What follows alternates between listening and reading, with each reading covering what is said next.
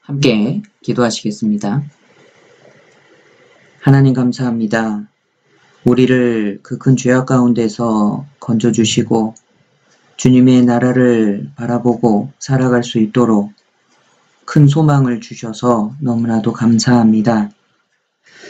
주님의 구원함을 받고 이 땅에 살아가고 있는 저희들 주님 돌보시고 함께 하시고 위로와 힘을 주시기를 부탁드립니다.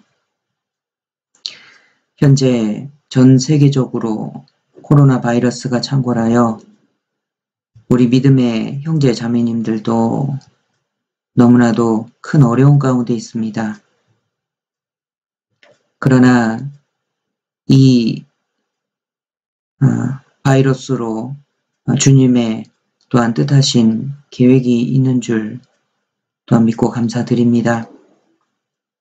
아무쪼록 이 어려움 가운데서 한 사람도 그 믿음이 뒤로 물러가거나 실족하지 않도록 도와주시기를 부탁드립니다.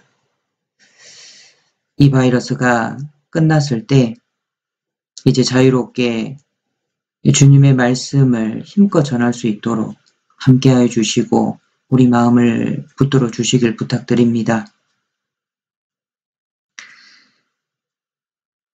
또한 한국에 있는 모든 교회를 위해서도 기도합니다. 더욱더 견고하게 교회들이 서갈 수 있도록 도와주시고 우리 한국 교회로 말미암아 전 세계에 많은 복음의 역사가 일어날 수 있도록 함께하여 주시옵소서. 우리 파리교회를 주님께서 세우셨음에 늘 함께하여 주시고 이 복음을 프랑스에 전할 수 있도록 저희와 함께하여 주시고 주님의 능력으로 덧입혀 주시기를 부탁드립니다. 우리 가운데 어려운 가운데 있는 성도 있습니다. 그 어려움을 속히 풀어주시고 주님을 더욱 찬양할 수 있도록 인도하여 주시옵소서. 주님의 자비와 은혜의 손길로 우리의 모든 어려움들을 풀어주시기를 부탁드립니다. 또한 우리와 관계된 많은 사람들 구원받고 하나님께 영광이 되도록 도와주시옵소서. 또 멀리 떨어져서 온라인으로 함께하고 계시는 형제 자매님들 계십니다. 비록 몸은 멀리 떨어져 있지만 주님의 사랑 안에서 서로 교제할 수 있도록 도와주시고 주님께 기도할 때 하나님 들으시고 동일한 은혜를 내려주시길 부탁드립니다. 있는 그곳에서 교회가 생겨나고 주님의 복음이 더욱더 영광을 받을 수 있도록 인도하여 주시옵소서. 오늘 한 시간 또 모였음에 주님의 말씀으로 교훈하여 주시고 우리가 밝히 깨달아 알아야 될 말씀을 주시기를 부탁드립니다. 또 이 말씀을 따라 한 말씀이라도 실천할 수 있도록 도와주시옵소서.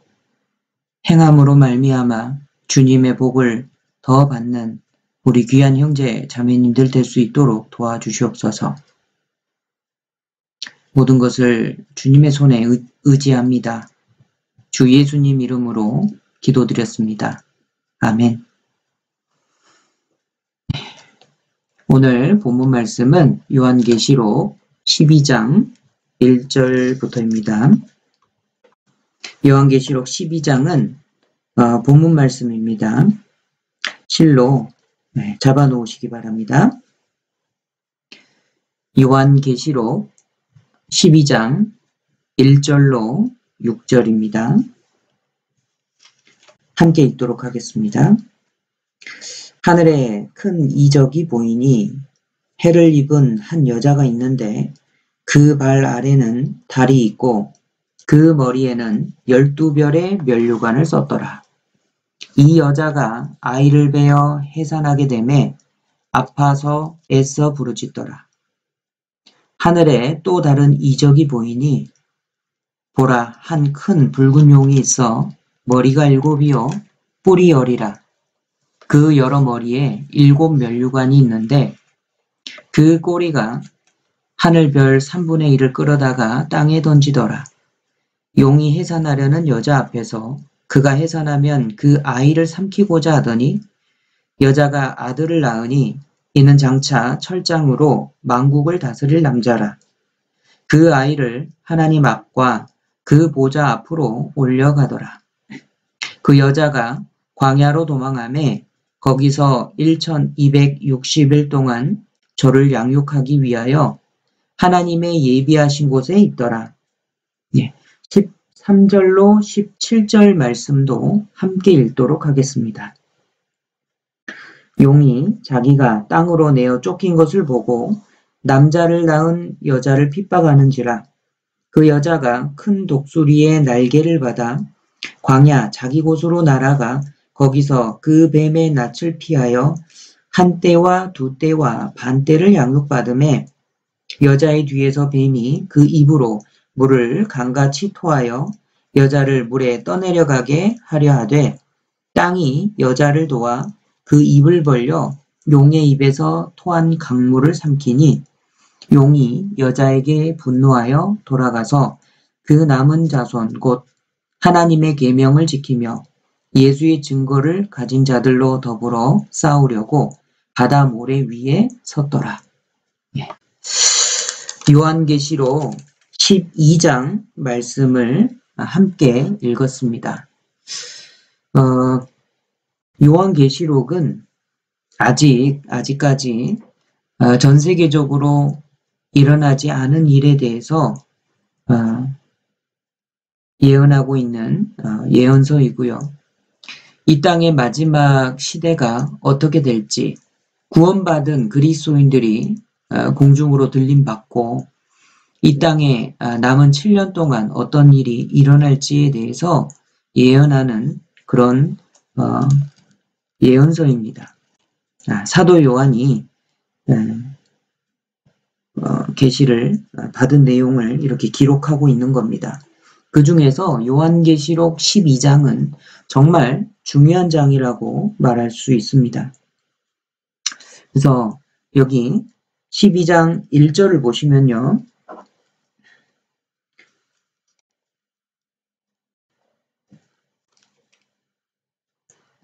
한 여자가 나오는데 해를 입고 있는 한 여자입니다.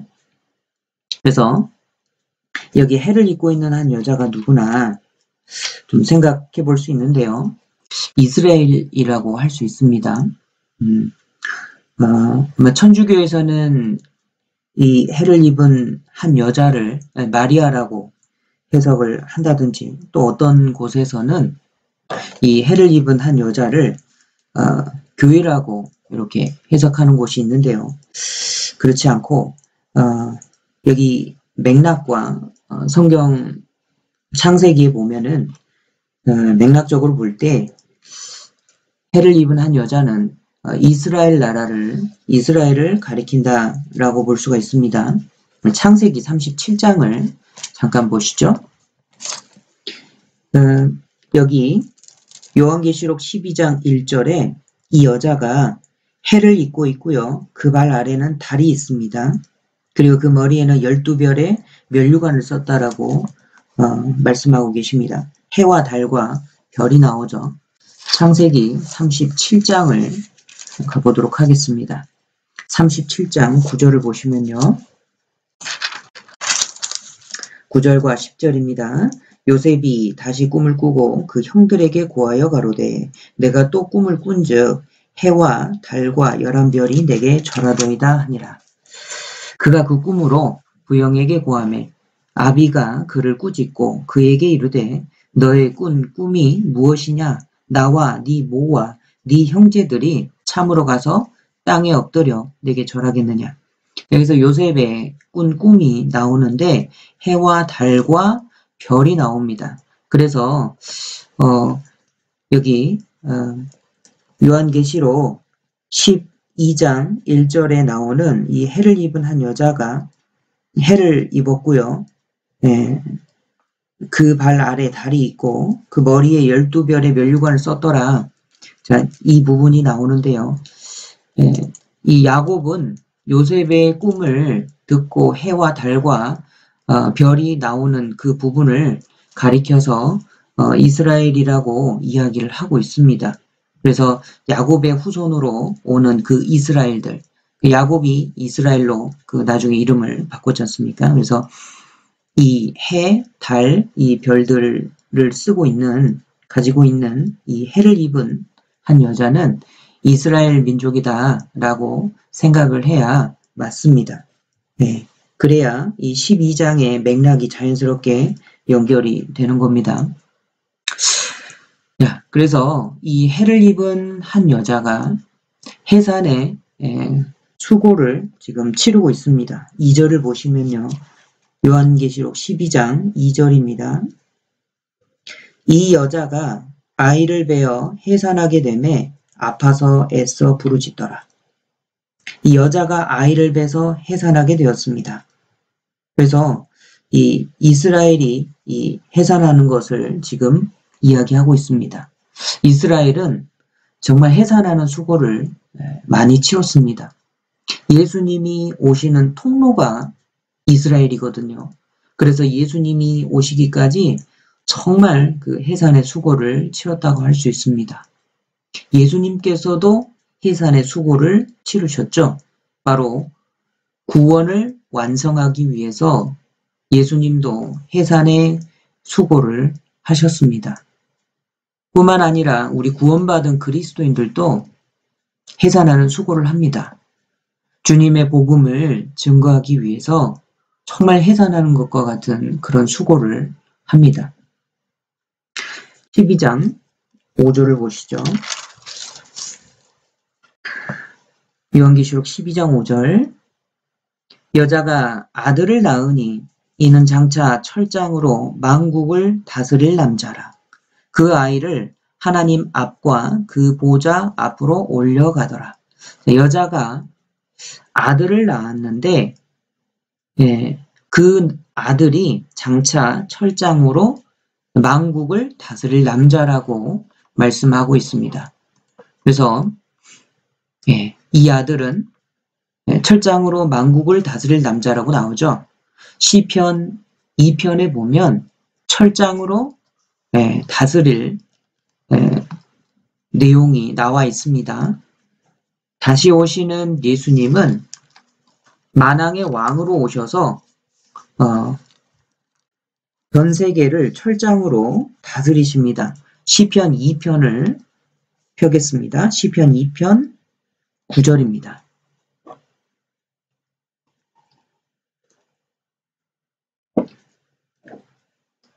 시편 2편 9절 말씀. 내가 철장으로 저희를 깨뜨리며 질그릇같이 부수리라 하시도다. 그래서 예수님은 첫 번 오신 예수님은 우리 죄를 위해서 십자가에 죽으신 예수님. 그런데 다시 오시는 재림 예수님은 이제 만왕의 왕으로 오셔서 온 세상을 심판하시는 심판주로 오시는 만왕의 왕이십니다. 이 예수님께서 철장으로 온 세상을 다스리십니다. 그래서 예수님은 이스라엘을 통로로 해서 이 세상에 나신 겁니다. 다시 요한계시록 12장으로 가겠습니다. 요한계시록 12장 4절. 그 꼬리가 하늘별 3분의 1을 끌어다가 땅에 던지더라. 용이 해산하려는 여자 앞에서 그가 해산하면 그 아이를 삼키고자 하더니, 여기서 용이 나옵니다. 용이 누구냐면 사탄 마귀를 가리켜요. 9절을 보겠습니다. 큰 용이 내어 쫓기니 옛뱀 곧 마귀라고도 하고 사단이라고도 하는 온 천하를 꿰는 자라. 그래서 큰 용이 내어 쫓겼는데 옛뱀 곧 마귀라고도 하고 사탄이라고도 한다. 용은 사탄 마귀를 가리킵니다. 이 용이 그 아이를 삼키고자 했습니다. 그런데 5절에요. 5절 중간쯤에 그 아이를 하나님 앞과 그 보좌 앞으로 올려가더라. 그래서 예수님은 사탄 마귀가 예수님을 막으려고 예수님을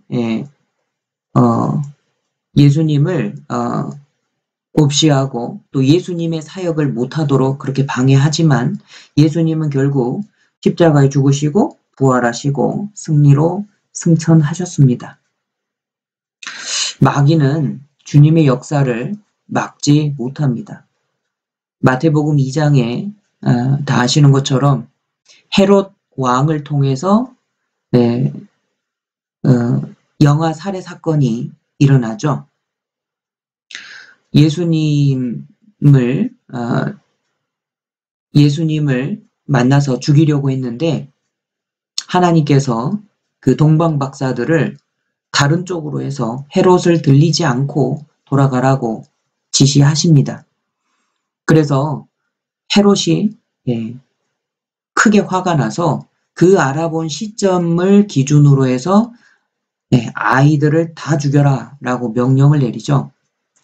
정말 마귀의 역사는 정말 무자비합니다.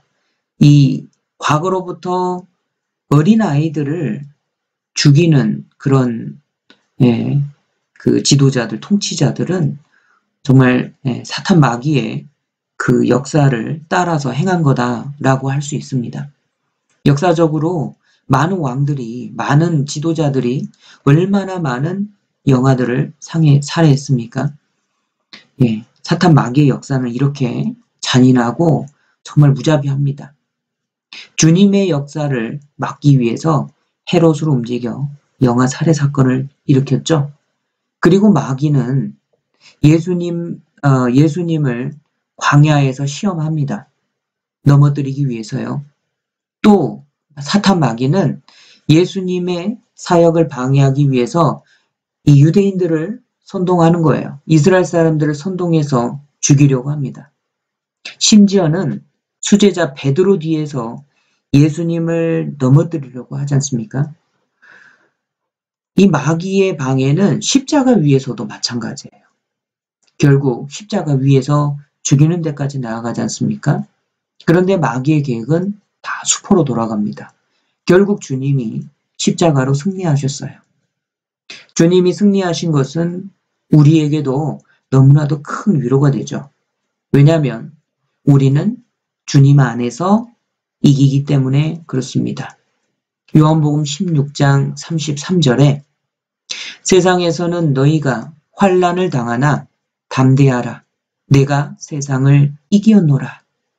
그래서 우리는 세상에서 환난을 받는 것 같지만 주님이 세상을 이기셨기 때문에 우리 그리스도인들도 결국 주님과 함께 승리합니다. 이게 우리에게 큰 위로가 됩니다. 주님은 장차 철장으로 만국을 다스릴 남자예요.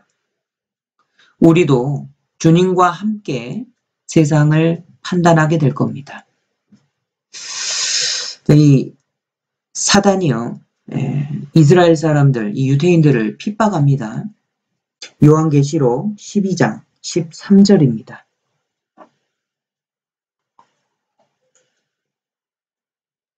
요한계시록 12장 13절.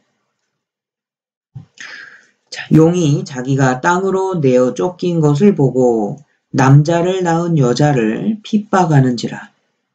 그래서 사탄 마귀는 이 여자를 핍박하죠. 이스라엘을 핍박합니다. 이게 뭐냐면 우리 구원받은 그리스도인들이 휴거되고 이제 7년 환란이 시작합니다. 7년 환란이 시작해서 전 3년 반은 평화로운 시기가 될 겁니다. 그런데 갑자기 적그리스도가 성전에 앉아 자기를 보여 하나님이다, 자기를 경배해라 라고 이야기하죠. 그래서 이 중반기 3년 반 후에 이 유대인들은요, 이제 이때 구원받은 유대인들도 있습니다. 14만 4천 명인데요.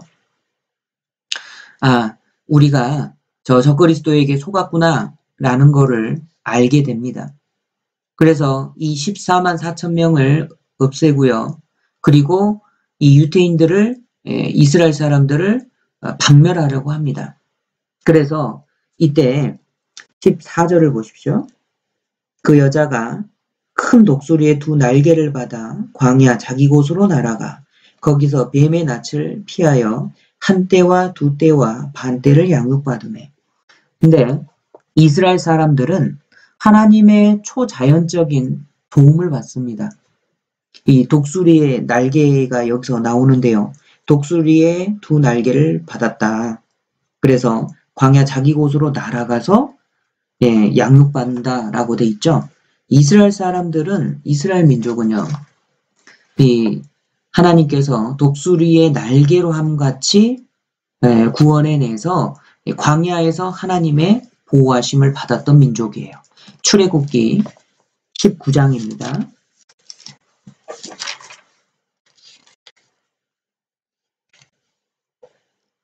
출애굽기 19장 4절. 제가 읽겠습니다. 나의 애굽 사람에게 어떻게 행하였음과 내가 어떻게 독수리 날개로 너희를 업어 내게로 인도하였음을 너희가 보았느니라. 그래서 이 독수리의 날개를 받는다라는 것은 하나님의 초자연적인 도움을 받는다라는 걸 뜻합니다. 다시 계시록 12장, 요한계시록 12장 15절입니다. 여자 뒤에서 뱀이 그 입으로 물을 강같이 토하여 여자를 물에 떠내려가게 하려 하되. 자, 뱀이 사탄 마귀죠. 여자 뒤에서 그 입으로 물을 강같이 토해서 여자를 물에 떠내려가게 한다라고 되어 있습니다. 여기서 물은 환란을 가리키는 거예요. 시편 19편을 좀 보겠습니다. 시편 69편입니다. 시편 69편 1절로 2절. 시편 69편 1절 2절. 하나님이여 나를 구원하소서. 물들이 내 영혼까지 들어왔나이다. 내가 설 곳이 없는 깊은 수렁에 빠지며 깊은 물에 들어가니 큰 물이 내게 넘치나이다. 생명을 위협하는 이 물이 여기서 나오고 있는데요. 정말 고난, 이런 거를 뜻합니다. 14절도 보시죠. 나를 수렁에서 건지사 빠지지 말게 하시고 나를 미워하는 자에게서와 깊은 물에서 건지소서. 그래서 여기서 물은 환란을 가리킵니다. 그래서 이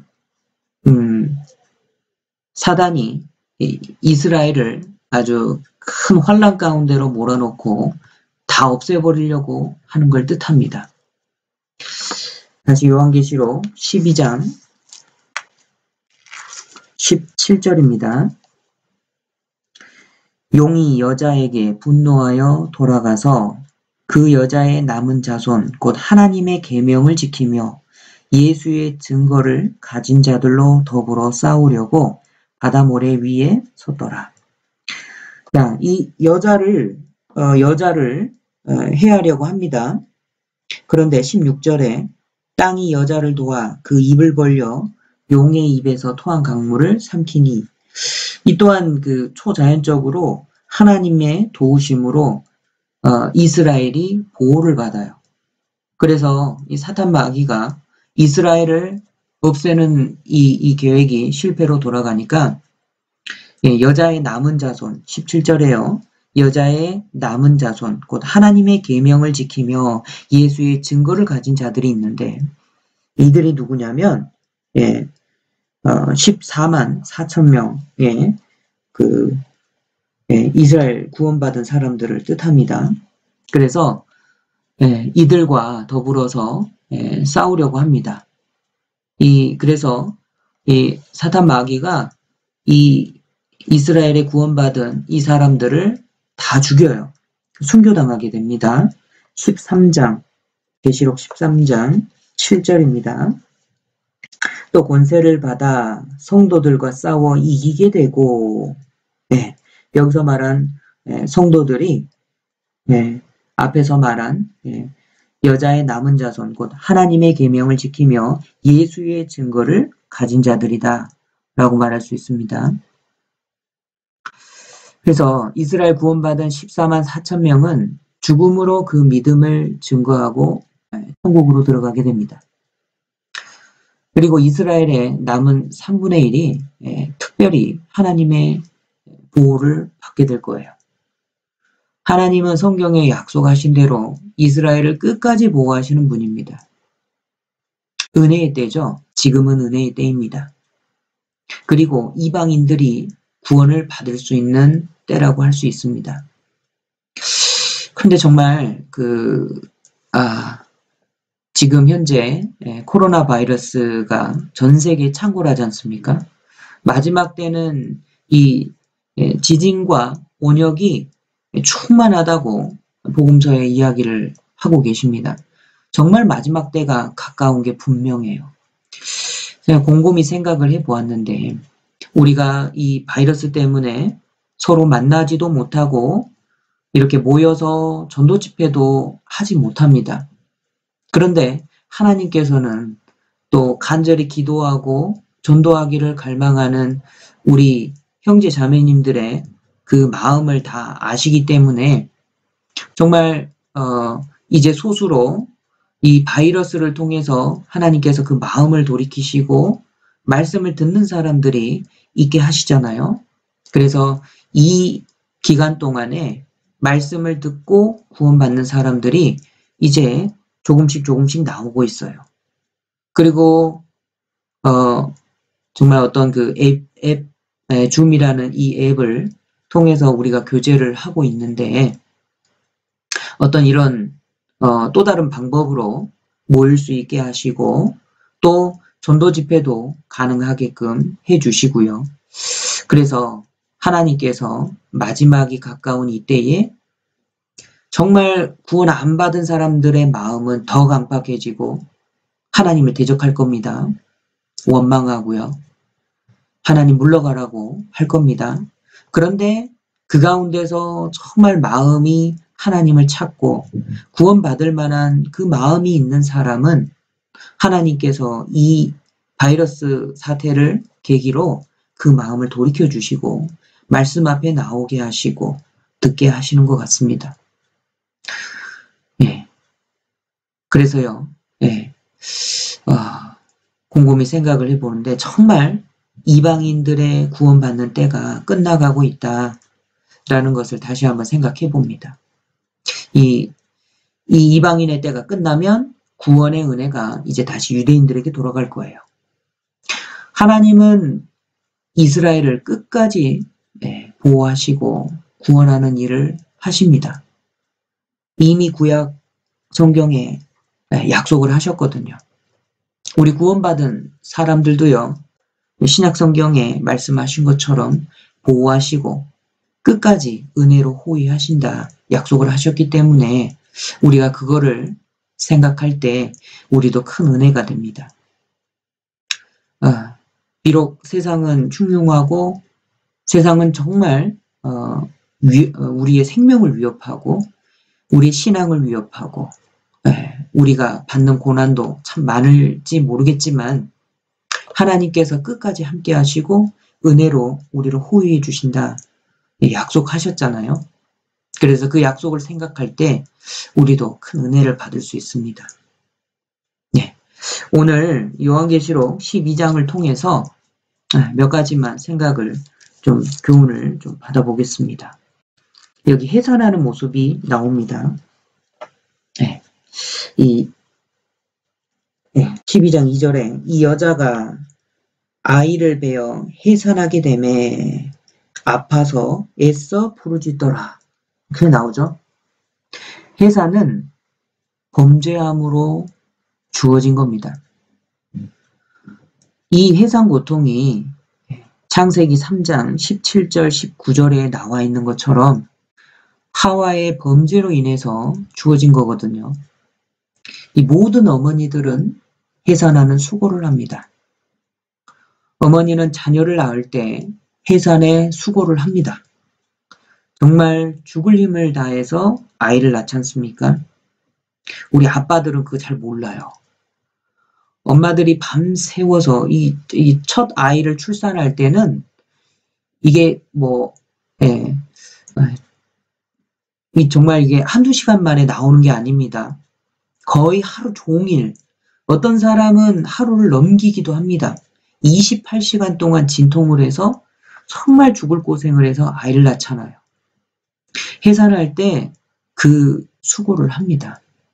그런데요, 해산하는 것만으로 끝나는 게 아니잖아요. 또 키우면서도 똑같은 해산의 수고를 합니다. 해산은 생명과 연결이 돼 있어요. 출생과 연결이 돼 있거든요. 즉, 생명이 탄생하려면 죽는 수고가 필요한 겁니다. 또 죽는 수고를 해야 생명의 성장이 있는 거다라는 것을 말씀하고 있는 겁니다. 이스라엘 민족은요, 예수님을 탄생하게 하기 위해서 통로가 되었습니다. 그것을 위해서 정말 해산의 고통을 치렀어요. 사실상 이스라엘 역사 전체가요, 하나님과 마귀의 전투장이다 라고 해도 틀린 말이 아닐 겁니다. 하나님은 이스라엘을 통해서 이 하나님의 구원 역사를 이루시려고 계속해서 이스라엘 역사를 이끌어 가시고요. 마귀는 그 구원의 역사를 못하게 하려고, 방해하려고 계속해서 이스라엘을 핍박하고 이스라엘을 없애려 하고요. 전 세계에서 이스라엘을 아예 그냥 없애버리려고, 박멸해버리려고 시도했던 적이 한두 번이 아닙니다.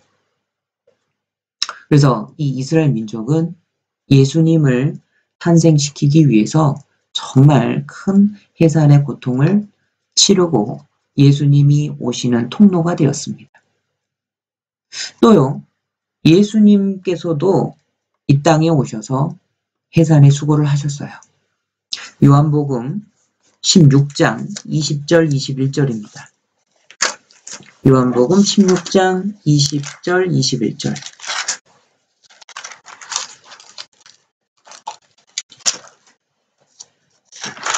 예. 내가 진실로 진실로 너희에게 이르노니 너희는 곡하고 애통하리니 세상이 기뻐하리라.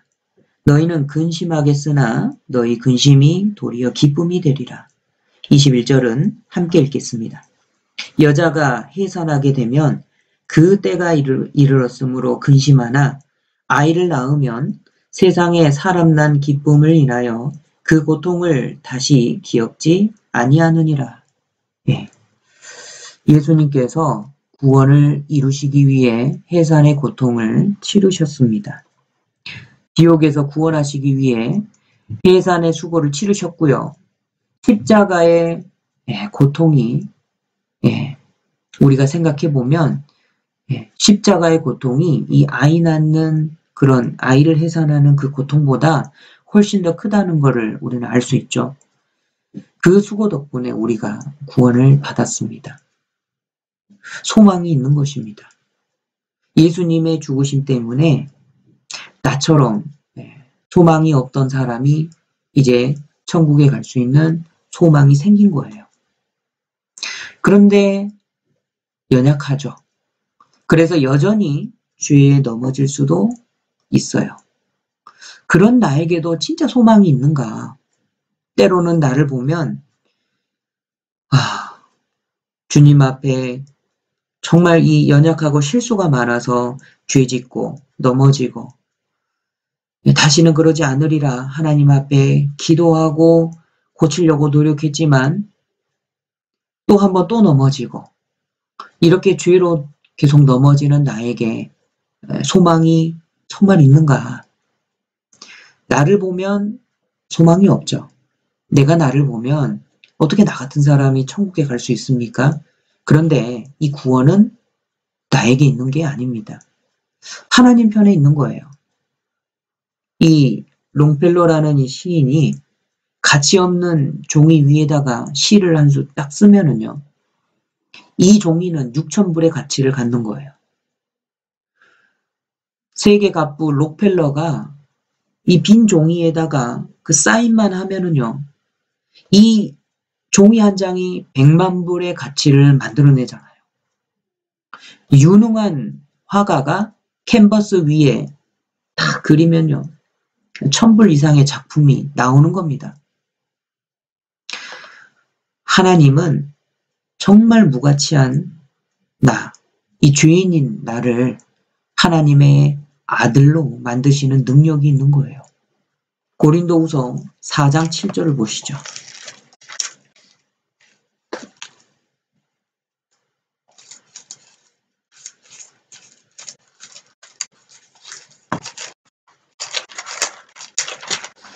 고린도후서 4장 7절 함께 읽으시죠.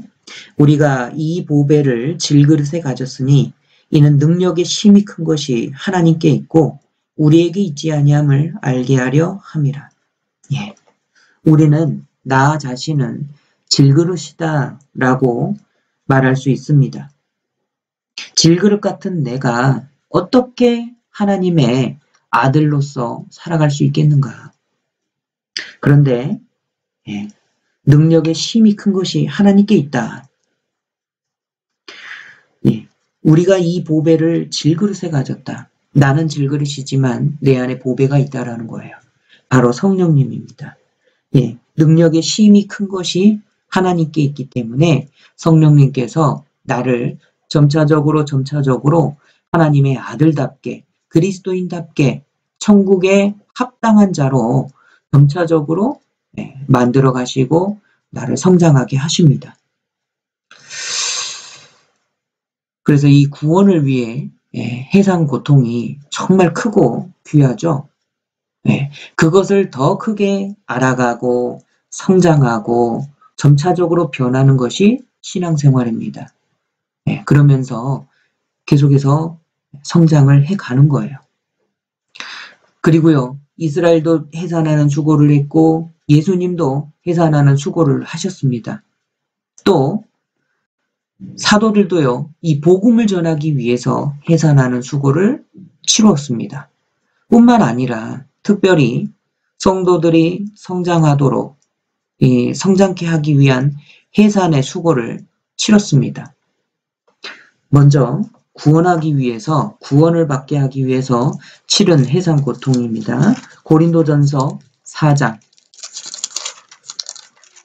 15절 고린도전서 4장 15절 그리스도 안에서 1만 스승이 있으되 아비는 많지 아니하니 그리스도 예수 안에서 복음으로써 내가 너희를 낳았습니다. 예, 복음으로 너희를 낳았다. 자친 중에 낳은 아들 오네시모 이런 말씀도 있죠. 야고보서 1장 18절도 보시죠. 야고보서 1장 18절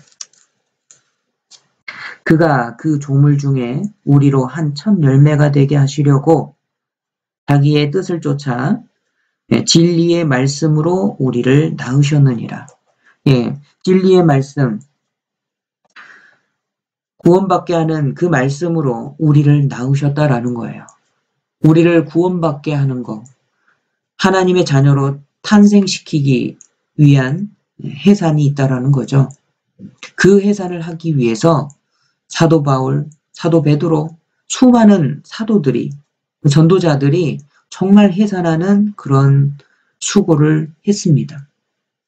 뿐만 아니라 이제 태어났으면 자라가야 되잖아요. 그런데 옛 육신의 성품이 그대로 있기 때문에 그냥 말씀을 가르치지 않으면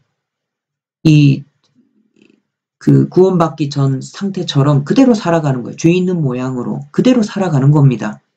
시기하고 미워하고 거짓말하고 간음하고 살인죄 짓고 그대로 살아가는 거예요. 그래서 이 구원받은 그리스도인들이 성장하도록 하는 해산이 또 있다라는 거예요.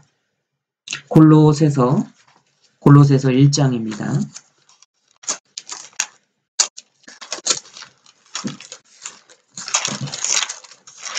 골로새서 1장 24절.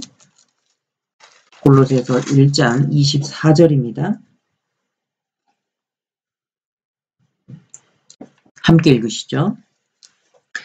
내가 이제 너희를 위하여 받는 괴로움을 기뻐하고 그리스도의 남은 고난을 그의 몸된 교회를 위하여 내 육체에 채우노라. 네. 이 교회를 위하여 받는 고난이 또 있다라는 겁니다. 갈라디아서 4장도 보시죠. 갈라디아서 4장 19절입니다. 함께 읽으시죠. 나의 자녀들아 너희 속에 그리스도의 형상이 이루기까지 다시 너희를 위하여 해산하는 수고를 하노니 예. 나의 자녀들아 구원받은 사람들에게 이야기합니다. 너희 속에 그리스도의 형상이 이루기까지 예. 구원은 받았지만 그리스도의 형상을 닮아가는 우리 그리스도인들이 돼야 되는데 정말 방해하는 요소가 너무나도 많습니다. 그래서 그리스도인이 영적으로 태어나서 그리스도인답게 성장하기 위해서는 다시 해산하는 수고가 또 필요한 거예요. 2000년 기독교 역사 속에서 또 수많은 순교자들이 피를 흘렸죠. 그럼으로써 해산하는 수고를 했습니다. 사도들이 전한 복음, 그 복음을 지키기 위해 정말 많은 순교자들이 피를 흘렸습니다. 기독교 역사는 순교의 역사다라고 말할 수 있습니다. 앞서간 선진들의 해산의 수고가 없었다면, 그 피 흘리는 해산의 수고가 없었다면 우리가 어떻게 이 복음을 지금 받을 수 있었겠습니까? 우리는 그 피에 감사해야 됩니다.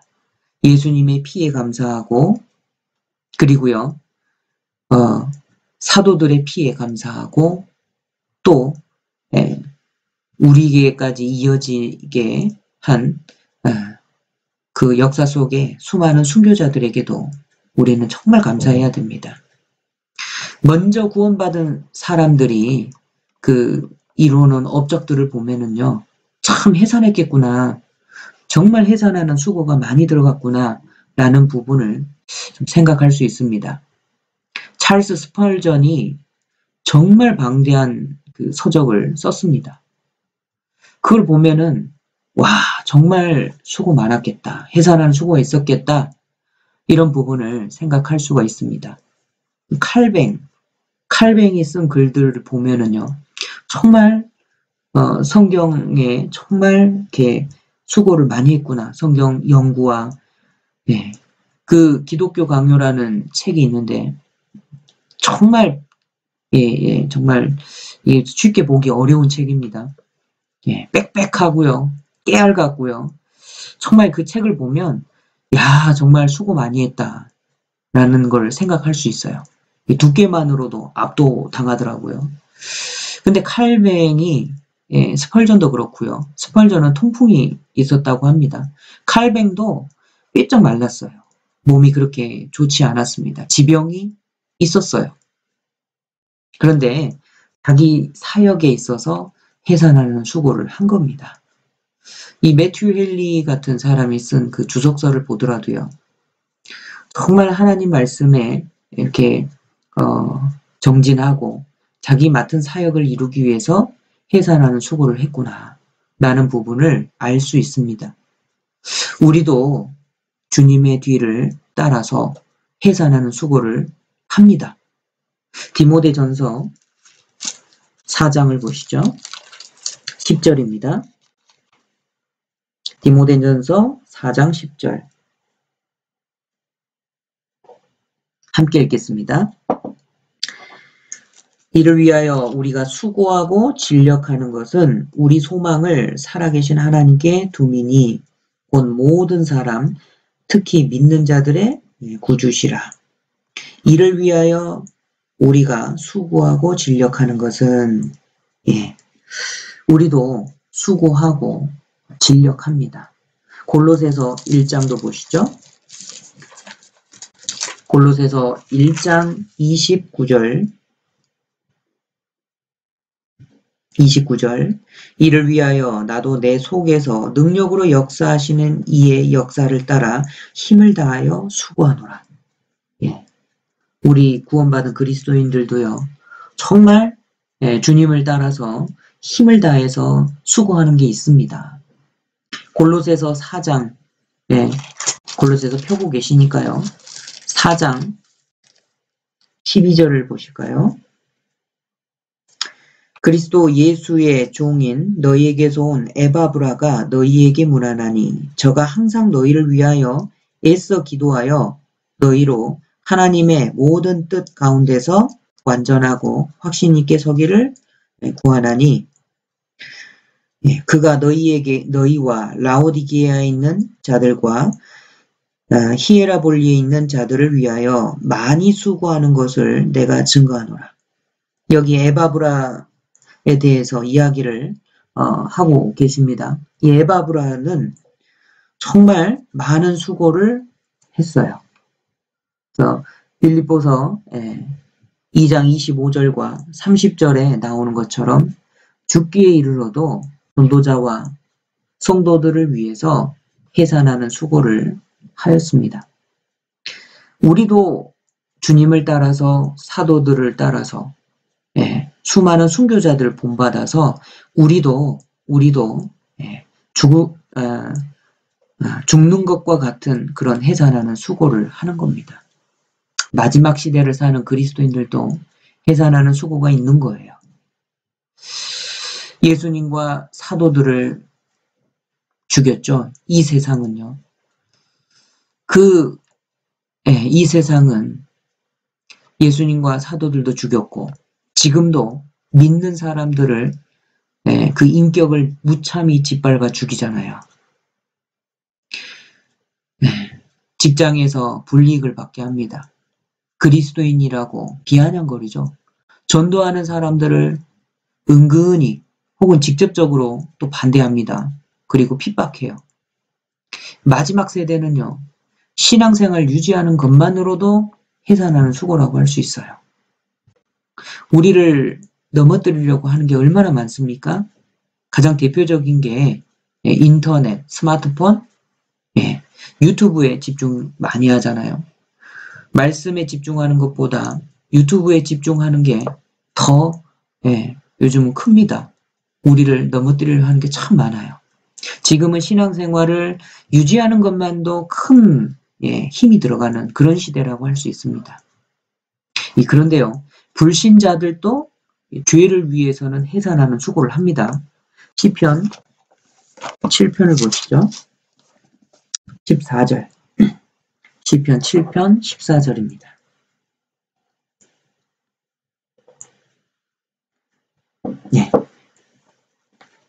함께 읽으실까요? 악인이 죄악을 해산하며 자네를 잉태하여 괴유를 낳았도다. 불신자들도 잉태합니다. 뭐를 해산하죠? 자네를 잉태하고 괴유를 낳는 거예요. 죄악을 낳는 겁니다. 무신론적이고 또 타락적인 그런 영화를 만들어내고 또 하나님 앞에 불온서적도 만들어내는 그런 사람들을 보면은요. 다른 사람들을 타락시키기 위해서도 정말 많은 노력을 해요. 이 유명하다는 교수님들이 쓴 그런 무신론적인 글들을 보면은요. 또 반기독교적인 글도 얼마나 많습니까? 하다못해 정말 쓸데없는 정보가 거의 대부분인 유튜브 있죠? 이 유튜브는 정말 필요한 그런 정보는 정말 작아요. 그래서 유튜브를 볼 때 정말 이렇게 선별해서 보는 그런 능력도 있어야 됩니다. 그런데 유튜브에 그 쓸데없는 정보들을 만들어내려고요.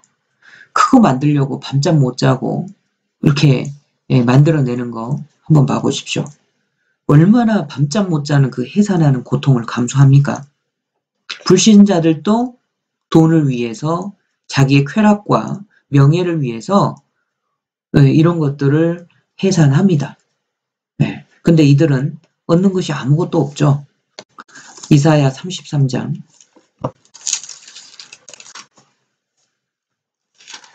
11절입니다. 이사야 33장 11절. 너희가 결을 잉태하고 짚을 해산할 것이며, 결을 잉태하고 짚을 해산한다. 뭔가를 잉태하고 해산하는데 정말 얻는 게 아무것도 없는 거예요. 정말 세상에 쓸데없는 것들을 많이 생산하고 그것들을 잉태하고 해산하기 위해서 많은 노력을 아끼지 않습니다. 그런데 이들에게요, 이 불신자들, 불신자들에게 무서운 해산 고통이 임한다라고 성경은 경고하고 있습니다. 데살로니가 전서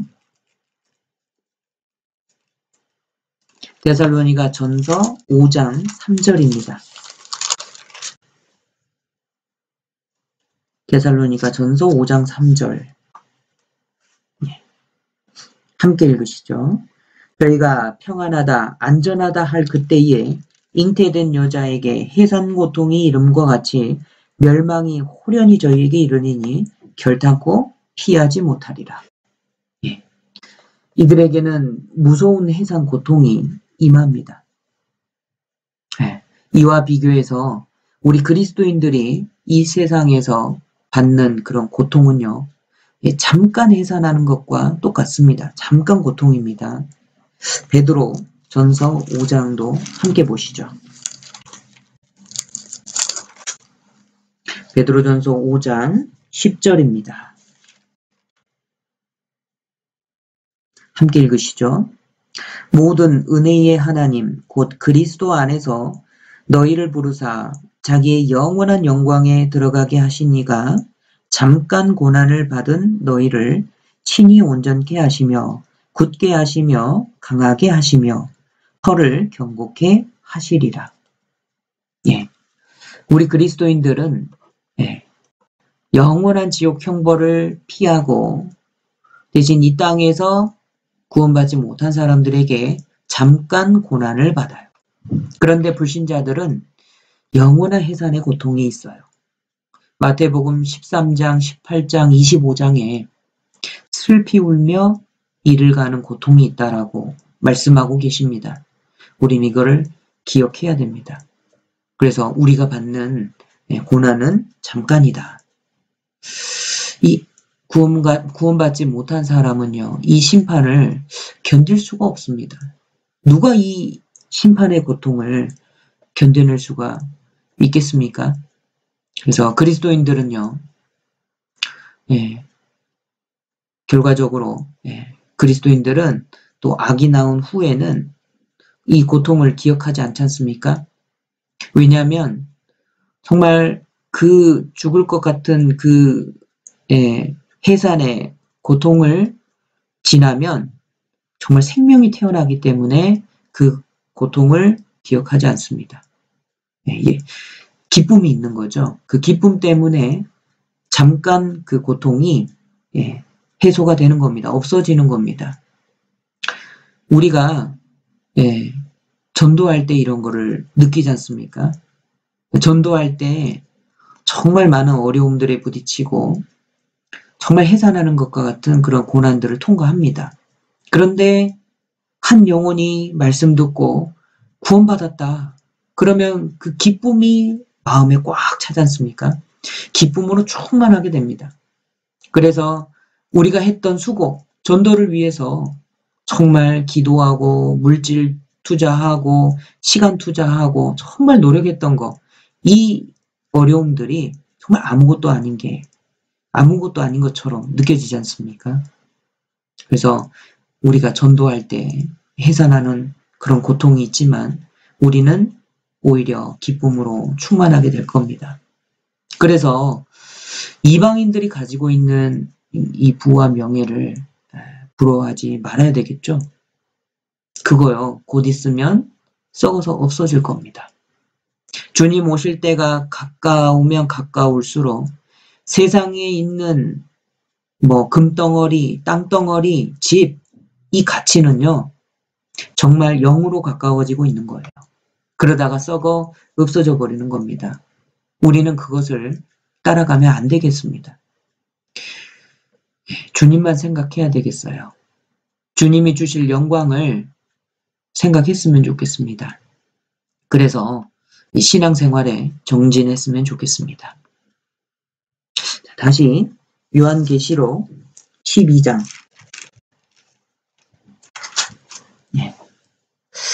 4절입니다.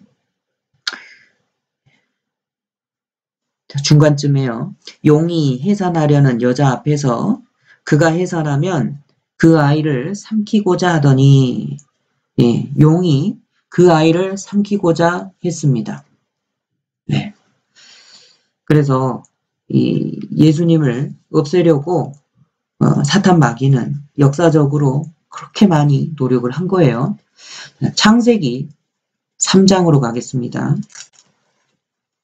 이게 창세기 3장에서 예언이 되어 있습니다.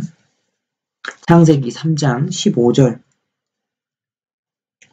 하나님께서 뱀에게 이제 저주하시는 내용입니다. 15절. 내가 너로 여자와 원수가 되게 하고 너의 후손도 여자의 후손과 원수가 되게 하리니 여자의 후손은 네 머리를 상하게 할 것이요 너는 그의 발꿈치를 상하게 할 것이니라. 예, 여기에 이 뱀에게 이야기하십니다. 너로 여자와 원수가 되게 하겠다. 너의 후손도 여자의 후손과 원수가 되게 하겠다. 라는 부분을 말씀하시는데요. 바로 이게 원시복음입니다. 여자의 후손으로 오실 예수 그리스도, 예수 그리스도와 이 사탄 마귀의 세력이, 사탄 마귀가 이렇게 원수가 되는 거죠. 네. 자, 인간편에서 하나님 앞에 올 수 있는 그 부분이 무너져 버렸어요. 그러니까 하나님이 나서신 겁니다. 인간 스스로는 구원하지 못하기 때문에 하나님께서 직접 하시겠다라고 선언하시는 원시복음이에요. 율법이 아닌 거죠. 성경은 처음부터 은혜를 말씀하고 계시는 겁니다. 이 여자와 원수가 되게 하겠다. 그리고 너의 후손도 여자의 후손과 원수가 되게 하겠다 말씀하셨는데요. 하나님께서 여자의 몸을 통해서 구속자, 곧 씨가 나게 하겠다라고 선언하셨습니다. 사단의 원수가 되게 할 거라고 선언하신 거죠. 사탄 마귀는요, 하나님의 계획을 반드시 분쇄할 거라고 생각을 했습니다. 여기 원수가 되게 하며 라고 말씀하신 것은요, 하나님의 씨와 이 사단 사이에 투쟁이 있을 것을 말씀하신 겁니다. 이 사탄은 여자를 통해서 구주가 오시지 못하게 많은 방해를 했습니다. 이 가인이 경건한 아들 아벨을 죽였죠. 그런데 하나님은 아벨 대신에 경건한 아들 셋을 주셨습니다. 이 셋의 후손 중에 에녹이 나왔습니다. 그 후에는 노아를 통해서 경건한 사람의 계보가 계속 이어졌습니다. 이 사람들이 바벨탑을 쌓아 올려서 하나님께 대항하고 결국에 심판받았죠. 그런데 하나님께서는 여기 창세기 3장 15절의 내용을 이루시기 위해서 누구를 부르셨냐? 아브라함이죠. 더 구체적으로 아브라함의 자손 중에 유다 지파를 통해서 구세주가 오신다 라고 말씀하셨어요. 창세기 49장 창세기 49장 10절입니다. 홀이 유다를 떠나지 아니하며 치리자의 지팡이가 그 발 사이에서 떠나지 아니하시기를 실로가 오시기까지 미치리니 그에게 모든 백성이 복종하리로다. 홀이 유다를 떠나지 아니하며, 그래서 이 유다 지파를 통해서 구세주가 오실 거다. 또 사무엘하 7장에 보면은요, 다윗 언약이라고 합니다. 다윗의 집을 통해서 구세주가 오실 거다. 점점 더 구체적으로 점점점 그 복음을 열어주셨어요. 그리고 마침내 이사야 7장으로 가시죠. 이사야 7장 14절입니다. 7장 14절.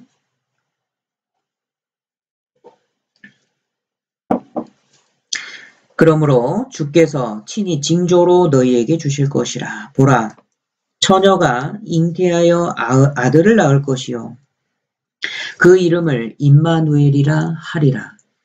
자, 처녀가 잉태해서 아들을 낳을 것이요. 주님은 여자의 후손이에요.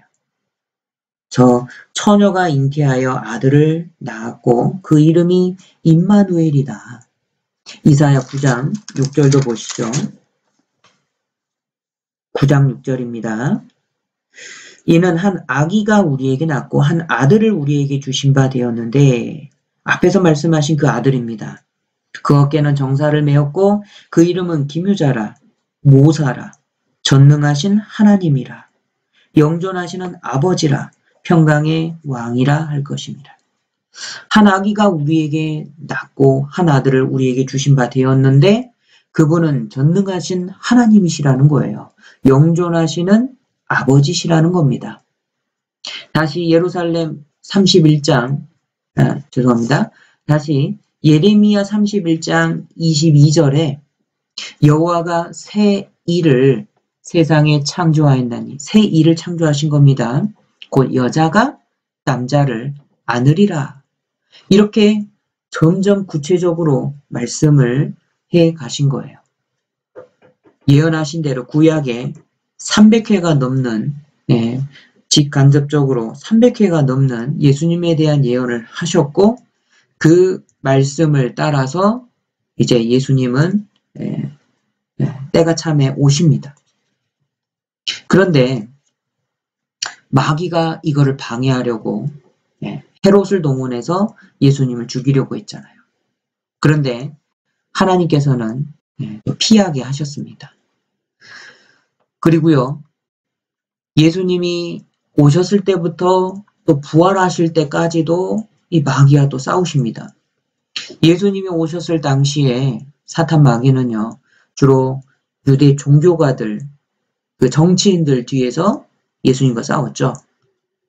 그러다가 예수님께서 30세가 이제 되었을 때, 광야에서 40일 동안 금식하시면서 예수님은 또 마귀와 또 싸우신 거예요. 결국 시험을 이기셨죠. 마귀는 또 유대 종교가들 동원해서 계속 예수님을 따라다녔어요. 죽이려고 했습니다. 또 마침내 가룟 유다를 이용해서 예수님을 은 30에 팔아버린 겁니다. 결국 불법 재판까지 열어가지고 십자가에 죽이도록 한 거예요. 근데 예수님은요, 이 십자가에 오르셨고 마귀는 그때까지도 포기하지 않습니다. 이 마귀가 이 십자가에서도 예수님을 계속해서 대적하고 예수님을 계속해서 유혹합니다. 시편 22편의 내용은요, 예수님의 십자가 고난을 예언한 겁니다. 그 예수님이 십자가 위에 달리셨을 때 어떤 큰 고통을 받고 죽으실 것을 미리 시편 22편에 말씀하셨는데요. 그대로 사탄 마귀는 예수님을 공격했어요. 십자가에 못 박아 죽이면서까지도 마귀는 계속해서 유혹합니다. 네가 정말 하나님의 아들이냐? 그럼 뛰어내려 봐라. 그럼 나도 믿겠다. 만약에요, 예수님이 오호냐 이 고얀 놈들 하면서 딱 뛰어내려오셨다면 우리 구원은 물 건너가는 거예요. 우리의 구원이 이루어지지 못합니다. 만약에 저 같았으면 참지 못하고 그냥 뛰어내려왔을 거예요. 이것들 혼나봐라 하면서. 예. 근데 예수님은 십자가 위에서 죽기까지 싸우신 겁니다. 결국 십자가로 죽으시고 십자가로 승리하셨어요. 그리고 승리하심으로 부활하시고 승천하신 겁니다. 아무도 알지 못했어요. 생각지도 못했습니다. 십자가의 그 죽음이 승리가 될 거라고 아무도 예측하지 못했어요. 죽음이 곧 승리가 된 곳, 그곳이 십자가입니다. 하나님의 심판이 내린, 그러면서 하나님의 은혜가 동시에 내려온 곳, 하나님의 공의가 이루어지고 하나님의 사랑이 동시에 나타난 곳, 그곳이 십자가인 거예요. 나의 죄를 합법적으로 사해 주시면서 그분의 거룩한 사랑을 충만히 나타낸 곳, 그곳이 바로 십자가입니다. 내가 어찌 십자가를 사랑하지 않겠습니까? 내가 어떻게 십자가를 잊어버릴 수가 있겠습니까? 구원받은 내가 어떻게 십자가를 버릴 수가 있겠습니까? 정말 구원받은 사람은 십자가를 지신 예수님을 사랑하는 거예요. 그리고 자기 십자가를 지고 주님을 따라갑니다. 오해가 있어요. 핍박도 있습니다. 고난도 있어요. 정말 넘지 못할 것 같은 그렇게 많은 고통과 고난이 따라옵니다. 그래도 정말 구원받은 사람은 주님을 따라갑니다. 결코 떠나지 않는 거예요. 자, 이 여자의 후손은 네 머리를 상하게 할 것이고 너는 그의 발꿈치를 상하게 할 것이다 라고 창세기 3장 15절에 말씀하셨죠. 사탄 마귀는 예수님을 십자가에 못 박아 죽였죠. 그런데 예수님은 부활하셨습니다. 그래서 사단의 권세, 머리를 깨뜨려 버렸어요. 예수님의 발꿈치를 상하게 하신 것은 바로 나를 건지시기 위해서죠. 내 죄를 처리하시고 온 세상 사람들의 죄를 다 처리하시고 사탄 마귀의 권세를 정복하시기 위해서 스스로 발꿈치를 상하게 하신 겁니다. 내 생명을 누가 해하는 것이 아니라 나는 내 생명을 버리노라. 예수님은 자기 생명을 버릴 권세도 있으신 분이에요. 나 같은 죄인을 위해서 거룩하신 예수님이 생명을 버리셨습니다. 정말 우리는 예수님만 바라보고 신앙생활을 잘해야 되겠습니다. 뭐 어떤 분들은 이렇게 물어보셔요. 신앙생활 잘하는 방법이 뭡니까? 이게 뭐라고 해야 되죠? 어떻게 하면 언어를 잘할 수 있습니까? 이렇게 물어보는 것과 좀 비슷한 질문 같은데요. 언어를 어떻게 하면 잘할 수 있습니까? 뭔가 도깨비 방망이처럼, 그러니까 여기서는 도깨비 방망이 비유를 하면 잘 이렇게 문화적으로 이해가 안 된다라고 말씀을 하셔서요. 그러니까 정말 짧은 시간 투자하고 언어를 다 잘하고 싶은 게 우리 마음이잖아요. 그래서 언어를 예를 영어를 또는 스페인어를 잘하려면 어떻게 해야 됩니까? 답은 간단하죠. 잘할 수 있을 만큼 시간을 들여서 좋은 방법으로 충분히 공부한다. 이거예요. 그런데 우리는 마음이 너무 급하잖아요. 그러니까 효율적인 방법, 조금 시간을 투자해서 정말 가성비 좋게 정말 짧은 시간 투자해서 좋은 효과를 올리고 싶은 거예요. 그래서 공부라든지 언어를 다 그렇게 하고 싶어 하잖아요. 그게 우리 마음인데 그런 마음이 신앙생활 하는데도 신앙생활 하는 것도 거기에 투영이 되는 것 같아요. 신앙생활을 어떻게 하면 잘합니까? 이 말은요. 신앙생활을 하는 효율적인 방법이 뭔가요? 그 방법을 묻는 거죠. 예. 언어 공부하는 것과 마찬가지입니다. 효율적인 방법도 있지만 예. 직접적으로 언어를 공부하고 사용하는 것이 언어를 잘하는 그 비결이잖아요. 공부 잘하는 효율적인 방법도 중요하지만 실제로 공부에 들어가서 이것도 풀고 저것도 풀면서 공부를 해야 공부를 잘하지 않습니까? 마찬가지로 신앙생활을 잘하는 효율적인 방법도 중요합니다. 그런데 그보다도 더 중요한 것은 우리가 꾸준히 성경 말씀을 읽으면서 그 말씀을 지켜 행하고 말씀대로 살아보려고 노력하고 하는 가운데 우리의 신앙생활은 점차적으로 성장하는 거죠. 그 과정에서 우리가 필요한 게 있다면 주님을 바라보는 거예요. 히브리서 12장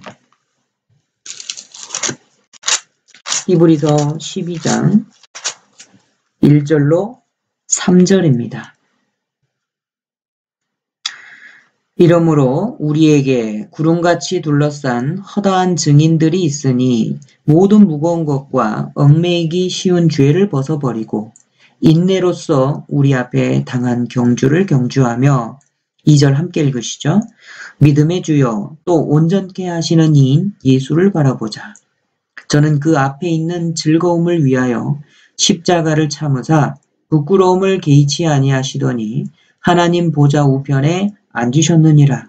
3절도 함께 읽겠습니다. 너희가 피곤하여 낙심치 않기 위하여 죄인들의 이같이 자기에게 거역한 일을 참으신 자를 생각하라. 예. 우리가 신앙생활을 잘하는 방법이 있는데 계속해서 주님의 상하신 모습을 바라보는 겁니다. 십자가에 높이 달리셔서 나를 위해 피를 흘리고 계시는 그 모습을 계속 바라봐야 되는 거예요.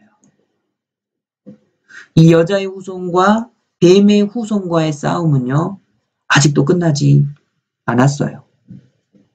예수님께서 사단의 머리를 깨버리셨죠. 사탄이 패배한 겁니다. 그리고요, 주님이 다시 오실 때 사단을 그 발 아래 짓밟으실 거예요. 머리가 깨진 뱀, 이 사단 마귀는 결국 꿈틀대다가 죽게 됩니다. 그런데 여자의 후손과 뱀의 후손의 싸움은요, 아직도 계속되고 있는 거예요. 지금도 여자의 후손이신 주님으로부터 구원받은 하나님의 자녀들 있죠. 우리 그리스도인들입니다. 하나님의 자녀 그리스도인들은 뱀의 후손 이들과 심각한 전투가 있는 거예요. 갈라디아서 4장을 펴겠습니다. 갈라디아서 4장 29절 함께 읽으시죠. 그러나 그때에 육체를 따라 난 자가 성령을 따라 난 자를 핍박한 것 같이 이제도 그러하도다. 네, 육체를 따라 난 자가 성령을 따라 난 자를 핍박합니다. 이제도 그런 거예요. 요한복음 15장도 보시죠.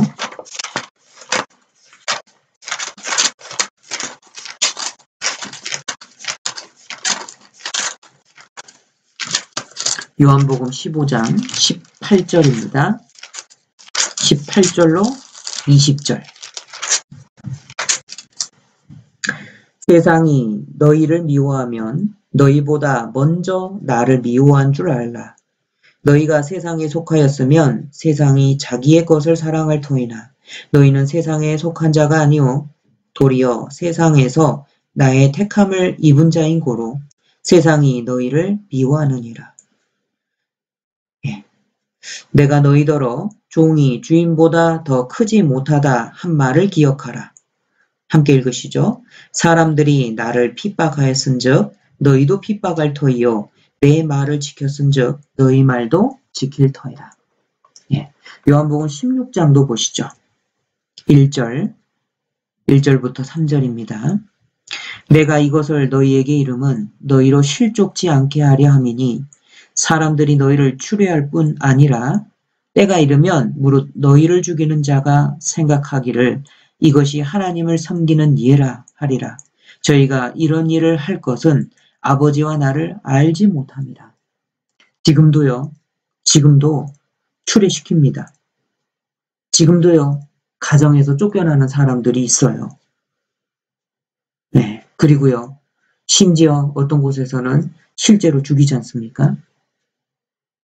그리고 죽이고 핍박하고 하면서 이 구원받지 못한 이 불신자들에게 핍박과 고난을 받습니다. 그러면서 이들은 이게 하나님을 섬기는 예다. 이렇게 이야기합니다.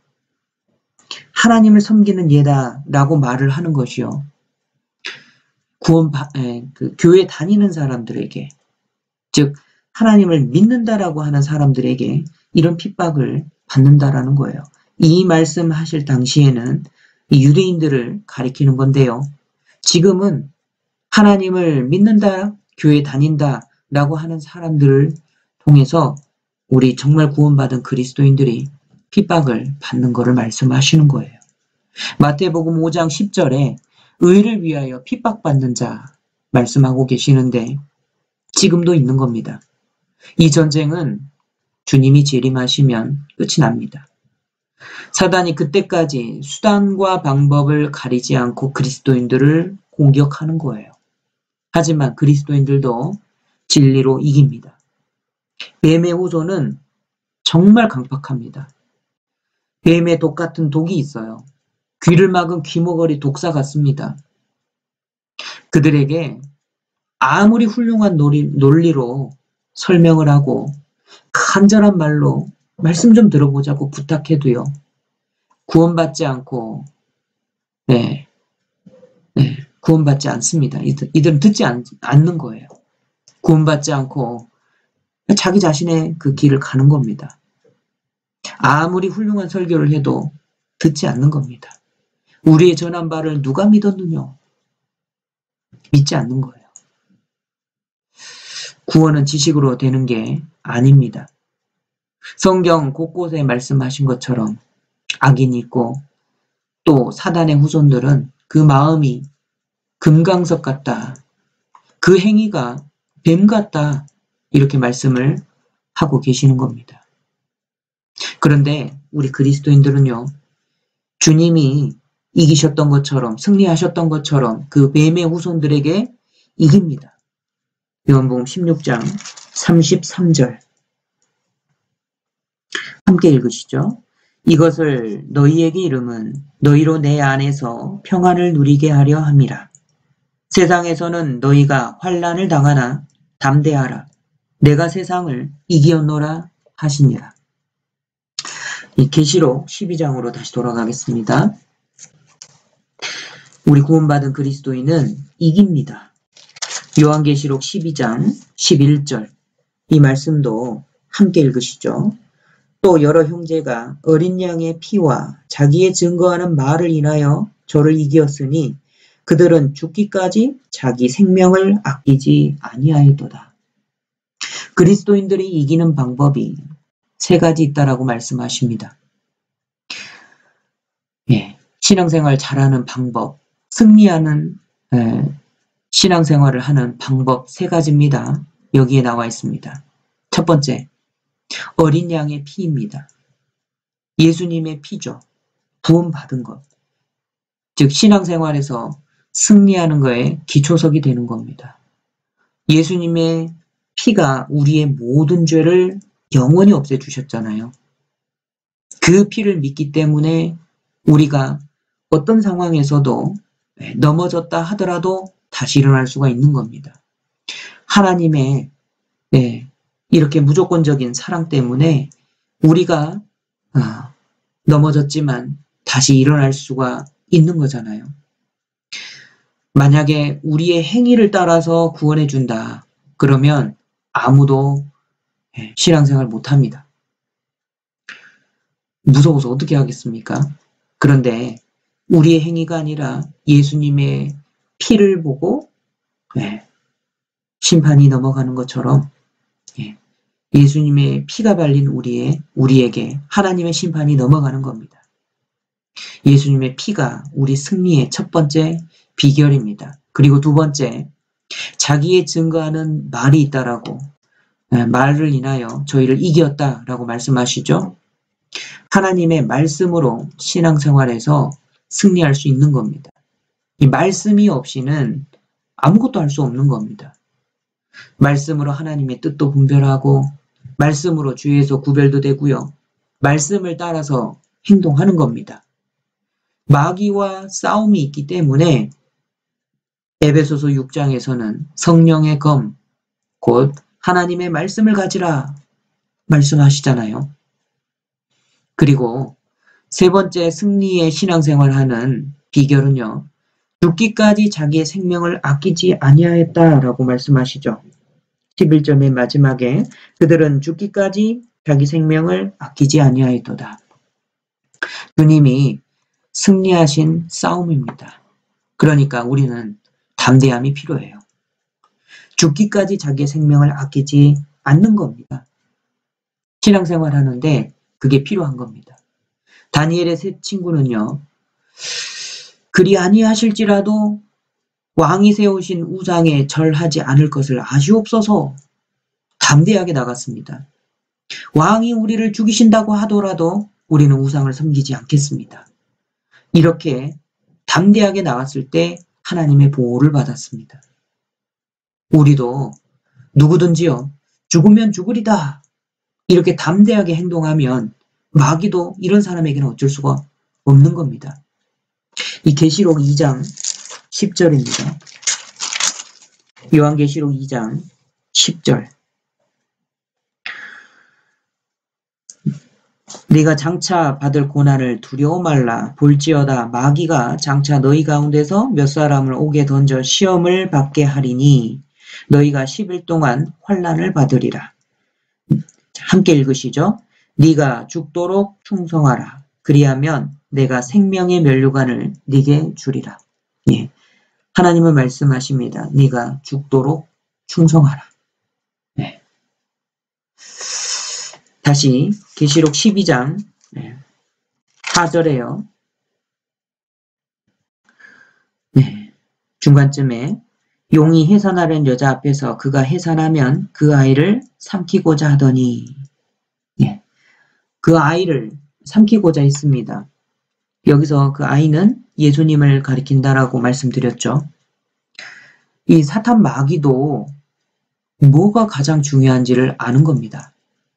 사탄의 관심사는 오로지 예수님에게 집중되어 있는 거예요.